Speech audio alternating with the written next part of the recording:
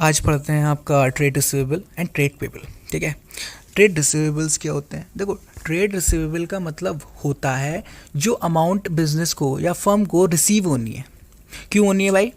क्योंकि उस फर्म ने या तो गुड्स को या सर्विसेज को एज अ क्रेडिट की बेस पर दिया होगा किसी बंदे को, या प्रोवाइड करा होगा, एक तरह से सेल करी, मैंने क्रेडिट कर दी, क्रेडिट सेल करी है। ठीक है, या सर्विसेज दे रखी हैं, तो कुछ भी हो सकता है, कुछ भी हो सकती हैं, सर्विसेज भी हो सकती हैं, फिलहाल ये मैटर नहीं करता। लेकिन जब क्रेडिट में किसी बंदे को दिया, मतलब सर्विस प्रोवाइड करी जाती है, गुड्स प्रोवाइड करे जाते हैं, ठीक, तो अब उससे मुझे पैसा मिलना है ना, जो अमाउंट रिसीव होगी। इसीलिए मैं बोला ट्रेड रिसीवेबल का मतलब ये होता है जब हमें पैसा मिलता है, पहली चीज़।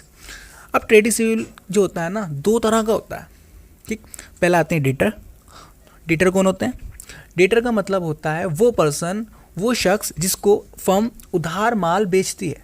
ठीक है, उधार माल बेचती है। अब वो कहता है कि भाई मैं आपको एक हफ्ता या एक महीने में पेमेंट कर दूंगा। ठीक है, अब पैसे तो मिलने हैं ना उस बंदे से, तो जब पैसे मिलने हैं तो वो मेरे लिए क्या बन जाता है? वो बन जाता है मेरे लिए एक एसेट, करंट एसेट्स, और उस करंट एसेट्स का नाम है डेटर। अब सेम थिंग और एक और दिखते हैं, जिसे बी आर कहते हैं। ठीक है, बी आर क्या होता है कि सपोज करो कि एक मिस्टर ए हैं, उनको मैंने माल बेचा और मिस्टर ए ने मुझसे कहा कि भाई मुझे ना कुछ टाइम लग जाएगा पेमेंट में। तो मैंने कहा ठीक है भाई, और मैं उनको क्या कर देता हूँ, एक उनकी कंडीशन के हिसाब से एक बी आर प्रोवाइड करा देता हूँ, बी आर को ड्रॉ कर देता हूँ, और वो बंदा जो मिस्टर ए थे वो क्या करते हैं, एक्सेप्ट कर लेते हैं कि हाँ भाई, उसमें सारी कंडीशन में लिख देता हूँ कि आप 3 महीने में पेमेंट करेंगे, ये पेमेंट है, जो भी है सारी चीज़ें हम क्लियर कर देते हैं उस बिल में। अब वो भी एक्सेप्ट करके मुझे साइन करके दे देते हैं। ठीक, उस चीज़ को हम कहते हैं बी आर, और ये बी आर एक इंस्ट्रूमेंट कहलाता है। ठीक है, जैसे हमारे चेक वगैरह होते हैं, ये भी एक चेक की तरह मैं यूज़ कर सकता हूँ, बैंक में जाके इसको कैश करा सकता हूँ। फिलहाल ये आगे देखेंगे फिर कभी। लेकिन यहाँ पर हम ट्रेड रिसीवेबल देख रहे थे, तो ट्रेड रिसीवेबल के अंदर दो पार्ट्स आते हैं, एक आते हैं डेटर, एक आते हैं बिल रिसीवेबल। ठीक है, हमेशा याद रखना, कन्फ्यूज़न होती है कि हम अक्सर ना बी आर को और ट्रेड रिसीवेबल को एक समझते हैं, क्योंकि दोनों के अंदर रिसीवेबल आ रहा है तो एक से लगते हैं। लेकिन नहीं, ट्रेड रिसीवेबल एक मेजर पार्ट है और बी आर एक थोड़ी नैरो टर्म है, वो उसके अंदर आती है। ठीक, अब यही सेम कि हमारे जो होता है ना, ट्रेड पेबल में भी होता होगा। अब यहाँ से मुझे पैसा मिलना था, ट्रेड पेबल में मुझे पैसा देना है। ठीक है, जहाँ पे अमाउंट मुझे पे करनी है। ठीक, यहाँ पर मुझे क्यों पे करनी है? क्योंकि जब मैंने ट्रेड रिसीवेबल में मैंने माल बेचा था, तो मुझे उधार बेचा था ना, तो मुझे पैसा मिलना है। अब सपोज कि मैं उधार खरीद भी सकता हूँ, तो मैंने उधार परचेज करी, अब वो उधार परचेज करी तो उसका पैसा भी तो देना होगा ना।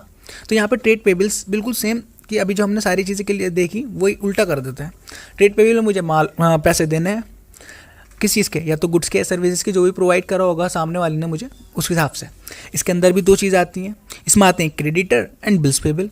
क्रेडिटर वो होंगे जिनको मतलब एक मैंने टाइम दे दिया होगा कि हफ्ता या 2 हफ्ता जो भी है, उसमें मैं आपको पेमेंट कर दूंगा बिना किसी इंस्ट्रूमेंट के। उससे मेरी ट्रांजेक्शन चलती रहती है, बंदा जानता है, ट्रस्ट करता है, काम हो रहा है। और दूसरा आता है बिल्स पेबल, कि यहाँ पर अभी मुझे पेमेंट करने में टाइम है, तो बंदा क्या करता है, वो मुझे एक बिल देगा।